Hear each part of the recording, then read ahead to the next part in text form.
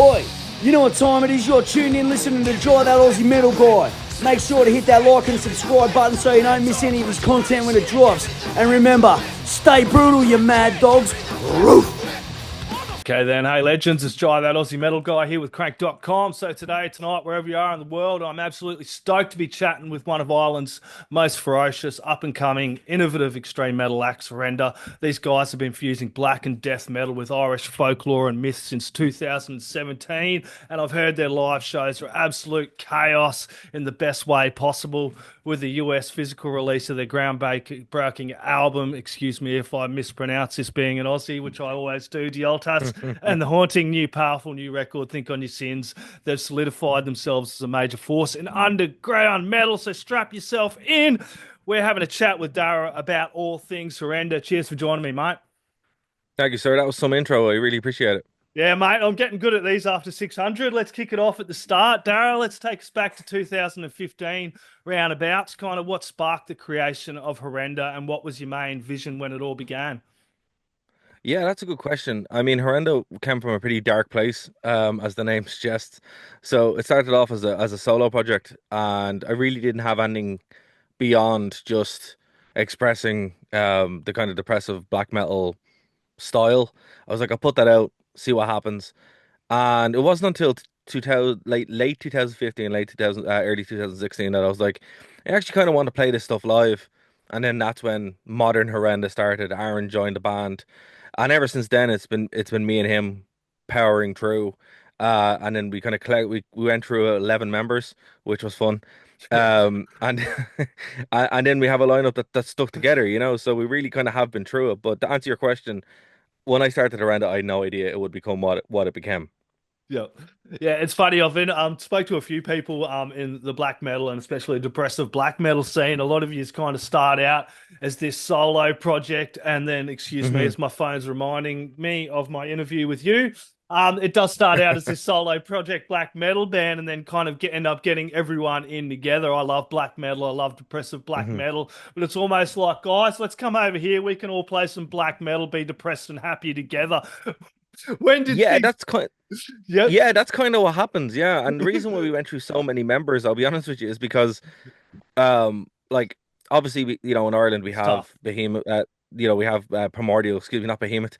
Your shirt distracted me.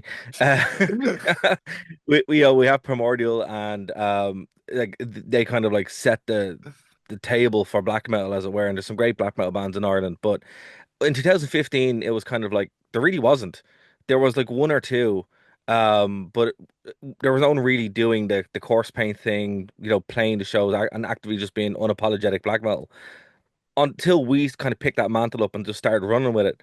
Now there's a few more that's there, and it's quite a cool little scene where like you'll have people kind of mixing in the black metal stuff, and it's coming back in a really cool way. But because of that, and we were the only ones kind of doing it, a lot of my friends were like, who I've played with bands with, throughout the years, were like, "Hey, can I come in for this show, or can I play on this?" And I'm like, "Yeah, sure, why not?" But as a result, no one really stuck around for a while. So then eventually, I was like, "Right, I need to actually build this out properly." And over the course of 2 or 3 years, we've kind of found a lineup that really stuck, and that's how the Altus happened. Yeah, it does take a lot of time. It's not as easy as people think. It's not like you come in and you just automatically have this great group of members that are keen to work their ass off. Hmm. Starting a band and getting going and rolling, especially in the underground scene, it takes so many fucking years of work. You're putting in so much of your own time, so much of your own assets, and it is worth it. But it's hard to find a group of committed guys to come in, and it seems like you've got a killer mix of talent and a great group of Hmm. guys at the moment. Tell me a little bit about how this current lineup come together.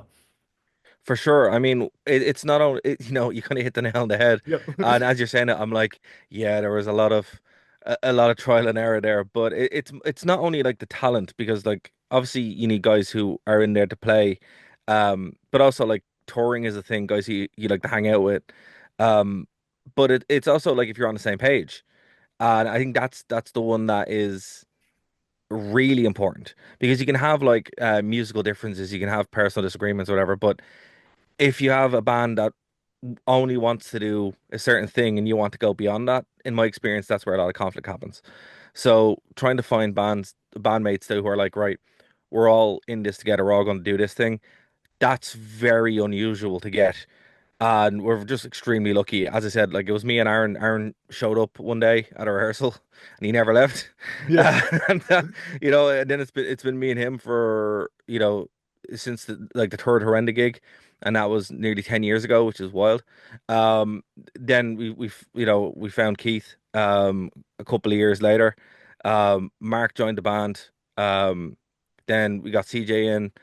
And yeah, and then after that, we had to replace a drummer, and we got Matt. So like, there is a lot of us there. There's six of us, but it's a fantastic lineup. Like Horrenda, I've been blessed to play with a lot of really good musicians, but I've never had what I had with these guys, where we're all on the same page and we take stuff in and write. It's really really cool, and the live shows speak for themselves. I mean, I don't even know what's going to happen at those live shows. Well, I've enjoyed going over and checking out some of these live videos, and you can see the growth in you guys and your confidence as is the years have gone on in these live footages and that live album you have over there live at the Grand Social. I'm not even going to attempt to ruin that for you, man. If you, It's it's a okay. great snapshot of a live show of you guys. If people want to go check that one out as well, Appreciate it. how important is that live energy to you guys and your identity? Oh man, I mean, as I said, look, coming from a solo project, the depressive stuff is a bit more kind of vibey and atmospheric, right? But we've kind of hit that mix, I think, where we can still do the atmospheric stuff, but it's very high energy. I mean, Yep. Aaron's stuff is like his background is very much kind of hardcore, so he likes to bring that in, get really aggressive, hop in the crowd, and all that mad shit. Um, and yeah, it's like it's super important. Like I think that mix is our identity, where like we'll start off, like I describe our live show as like we're drowning somebody, where like you're holding someone and they're drowning and you bring them up for air and then you push them back down again. And that's what a horrendous show is like. Um, I don't know how appealing that sounds, but that's in my head, that's what it's like. We're taking the crowd on this journey where it's all go and there's very little breaks. Yeah, well, you can hear that distinct sound that you guys blend in with that black, death, and even, as you mentioned, the hardcore punk kind of vibes there. Kind of tell me a little bit about some of the key bands or artists that have kind of helped shape your style early on. Oh man, I mean, like, look, you ha early on, as far as like when the band started, you have your obvious bands, the Norwegian black metal stuff. That's don't care what band you are, right? It's going to be there, and it's going to be the ones you're thinking of. Um, but when you kind of get a bit more into it, a bit more developed, other more surprising um bands show up, right? So like, I really like Gothenburg metal. So like At the Gates, The Haunted, like In Flames. I grew up with that stuff too and about them as well. So that's always kind of been in my yeah, it's always kind of been there. So the more like death metal-y stuff comes from that background, right? Um, and then I played in an industrial band where we used a lot of samples. So, you have hypocrisy that comes from it as well. I brought that into Horrenda from there. But the atmospheric kind of stuff, it just kind of happened. I mean, I like to listen to a lot of like black gaze, a lot of shoegaze. So that's where I kind of got the double stack delays from. Angels and Airwaves, which is a weird one. Dude, we've all got them. Yeah, yeah, it just kind of happens, and like the way they play guitar is really really cool. Yep. And then obviously like now there's like post black metal where like Harry Carry for the Sky are one of my favorite bands. Karg, I really really love that stuff. But that's my kind of interest, and that's what I bring to the table with the band. The rest of the lads, it jumps all across the board. I know like they love Imperial Triumphant, Edland, Gulch. Um, I can't remember that. Aaron's gonna kill me because I can't remember the name of the band that he likes. Um, all that hardcore stuff. I know he's Yep. like, have you heard about this band? And it's like 24, 24 letters or whatever. I'm like, bro, I have no idea what you're talking about. But he enjoys it. But that's where it is. It's all these kind of like different mixes. And like even when it came to like Díoltas itself, we were just kind of like ruminating on this like drone metal, which is why there's only like three notes in it. And we're like, okay, this Sleep, I think is the name of the band, and we were like, yeah, this really works. And then it just kind of progressed, So we don't limit ourselves. I think that's what I'm trying to get at. There Yep. isn't one particular band where like we want to sound like this because we don't sound like that. We sound like Horrenda, Yep. That's and it. that's the important thing. Yeah, Díoltas is a monster of an album. It did drop 2020. He's doing the physicals as well with the Think on Your Sins there.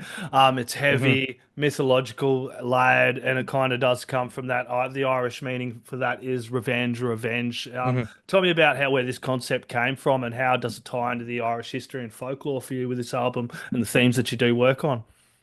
Fair, man. That's a fair question.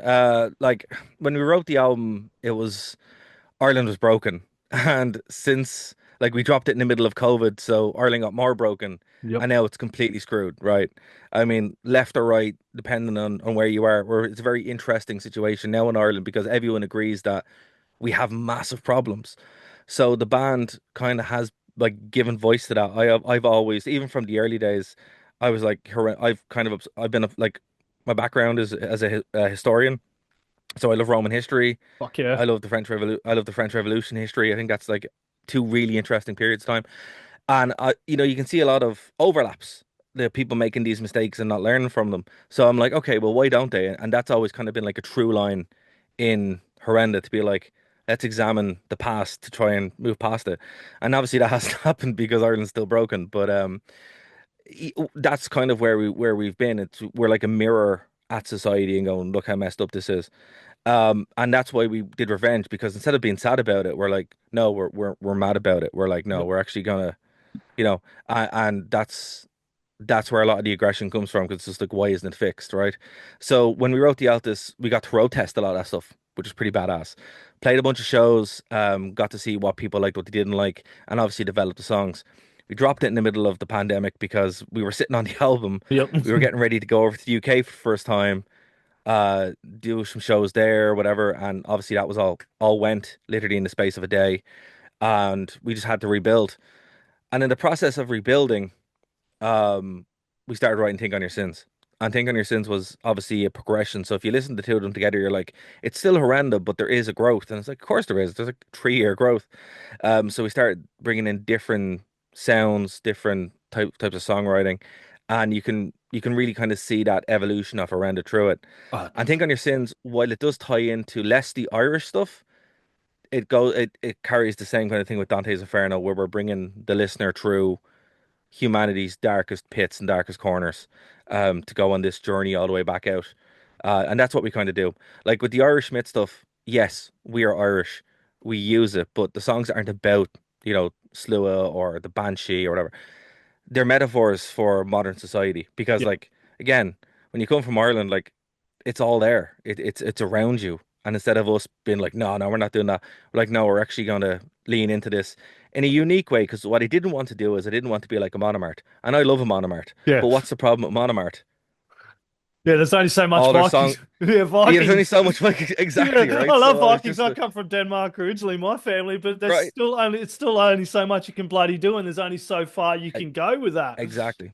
Exactly. So that's why we use it sparingly and we use them as metaphors rather than I'm going to use a term that I don't mean in a bad way, a crutch, because Yep. that then you limit yourself as well. So again, like for me, black metal has no limits. Yeah. Oh yeah, dude. And you were talking about the different influences and kind of before as well, and you did mention At the Gates, and I will touch on a few points from that from the album Hmm. Díoltas because I was hammering Hmm. the hell out of that, and I did listen to Think on Your Sins.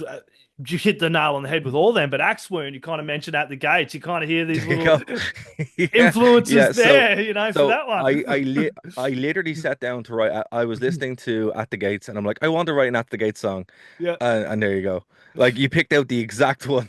So it's my attempt to write an At the Gates kind of Gothenburg. So because I truly do love that whole stuff. That was when I was a teenager. That was it, right? It was In Yep. Flames, At the Gates, Yep. and Haunted on repeat, and Dark Tranquility, whatever. Fantastic. I love all that stuff. So yeah, it is there, and Axwin's the most obvious version of it because it literally is an At the Gate song. Yeah, dude. I was like, as you mentioned these, I'm like, dude, and definitely that collab with the Craven one as well. I could hear that Hmm. synthwave, the industrial influences kind of coming into that as well. And I love the way you've kind of done the Díoltas, and then you jumped in to think you sit on your sins because, dude, that is like they're both great albums, but they're kind of both doing their own thing as well. Thinking in your sins is just heavy. dark, Hmm. really fucking brooding. Not to say that Díoltas isn't, but Think on Your Sins comes out. That dropped August last year as well. It's Yeah. another beast of a record as well for you Thank guys, you, and man. you do notice there is a noticeably shift sonically as well. As I mentioned, it's darker. I'm not going to say more experimental because you guys have been doing that now for a while, and it feels like you've been coming into kind of a comfortable zone doing that. What were some of the new things you were trying in terms of sound and production on the latest album, Think on Your Sins?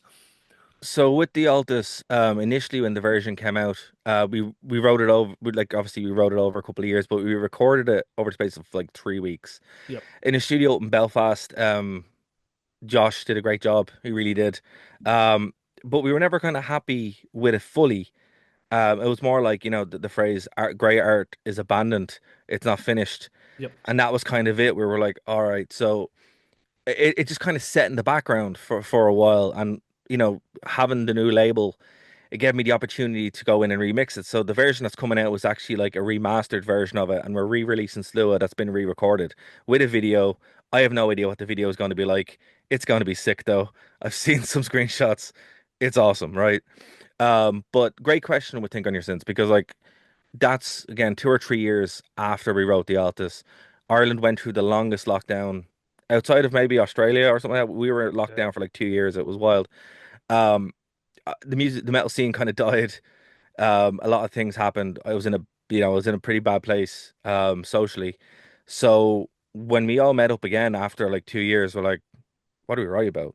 It turns out we had a lot to write about. So we started dusting off some of the older songs that we were working on and start working in newer stuff. And we just really sat down and wrote, rather than playing shows, because shows weren't back yet fully. So we didn't have that luxury of being able to road test stuff. We're like, right, we're just gonna have to write these songs and see what happens. Um, and as a result of that, it was a bit of a nightmare. We went through like 3 different studios, 2 different engineers. We had to replace our drummer near the end. Um, so that all that kind of darkness and tension and stuff, it's there because man, it's real. Real. Like it was a real difficult period for the band. And it tested us a lot because we went from seeing each other every week, doing shows to not to just not, and then kind of having to learn to be a band again. Um, so yeah, like that's interesting that you picked up on all that because yeah, it does tell a story. And as we were going through the Dante and Inferno thing, I was like, yeah, nothing ties this together better than going through the 9 circles of hell Yep. because we did. Yep. We did, Yeah, the whole world definitely did go through the 9 circles of hell. And you've been Yes, involved in sir. some really cool collaborative and charity work, mate. Tell me a little bit about that Oh, side of thanks, man. things as well. Yeah, thanks for picking up on that. As I said, like the Irish metal scene died literally overnight when COVID-19 happened. And basically it was just like a lot of people were in a bad place because their support system was taken away or social whatever. And yeah, basically I don't know if you know what Roadrunner United is. Yes, I Do you remember do. that? I do. I had the Yeah. CD, man. I fucking still Yeah, got yeah, it yeah. somewhere, dude. Like, yeah, mad on that Yes. age. So again, we're probably similar in age, but I grew up with that, and I was like, "Oh, that's always a cool idea." And one of the local guys in the scene, from Born in Metal Ireland, check him out, he's pretty cool. He said, "Hey, wouldn't it be cool if someone did this one day?" And I was like, "Well, we're all locked at home. Why don't we do this?" And then yeah, I put together a means basically to get like 140 of all the Irish metal musicians in the country together. We did 3 albums. They're up on Spotify. If you want to check it out, it's the All Ireland Metal Project. You'll see the 3 albums up on Spotify. You can get them on Bandcamp too. It doesn't cost you anything. But we made about 8 grand Yep. for a woman's charity and then also for Bernardo's, a children's charity. Doesn't cost So you that was anything, pretty but you cool. can if you're really fucking generous and you want to donate, Yeah, people. Just you side can note. donate. Yeah, honestly, I mean, it doesn't cost you anything now because the project is finished. But if you like it, do Okay. donate to those charities because they do great work. But man, I mean, the cool thing about that was it kind of still got me writing. Um, but the downside was when I went to write Horrenda again, I was like, oh, I've used up a lot of my good stuff. So we had to kind of rejig it a little bit. Nice, man. What's next for you guys? New material, more festivals. What do you Yeah, got planning? so man, I mean, we went from doing a couple of shows a year to like I think this year. Last year was the most shows we've ever done in a year. This year is double that. So we're playing like we're in the UK a lot. We're doing 2 UK tours. We got announced for Cosmic Void in September, which is badass. We're doing Hammerdown Festival. We're playing in front of really cool people. They're always very receptive, which is awesome. So yeah, like the best thing I can say is if you want to see us, um, email us and start getting promoters to contact us because we do kind of want to play as much as we can. But what's next? Definitely like our UK tour is coming up in July. Next one's in September. As I said, the albums are dropping next month. We have 2 videos dropping, and then new material is coming up really soon because we're in the studio at the moment. We are very busy at the moment. Damn straight, you're on all those streaming platforms, but of course, go buy the fucking physicals, jump over to Bandcamp, buy the bloody albums, because there's Sure, nothing for like sure. supporting bands and supporting the music scene. That's what it's all Hell yeah. about, mate. Do you have any last words, shout outs, thank yous, or anything else you'd like to add in? Well, first thing, thank you, man. I really appreciate the time. This has been a lot of fun. But yeah, if again, thank you to everybody listening to our music, anyone who is going to check us out. That's why we do it, man. You know, our goal is to play music to as many people as we can to get as most people to listen to not only us, but like Ireland is small. We have a great metal scene, so you know, just go on to the Metal Archives and flick through Ireland, and I guarantee you'll land on a good band. But no, I just want to thank you for having us on. And look, anyone who wants to come to our shows, please do pop over by the merch stand because usually it's me that's running it. Damn straight, you should always be at the merch stand at a gig supporting the bands. You should also grab some Horrenda. You want to go check out that All Island Metal project. Horrenda, their physicals do drop, and they've got a whole bunch of awesome stuff on Bandcamp that's now sitting in my wish list. Everyone get some Horrenda, crank it up really bloody loud. The neighbours going to want to hear it too. Cheers, mate. Hell yeah. Oi, you're tuned in to Jai That Aussie Metal Guy, so make sure to hit that like and subscribe button so you don't miss any of his sick content. And remember, stay brutal, you legend.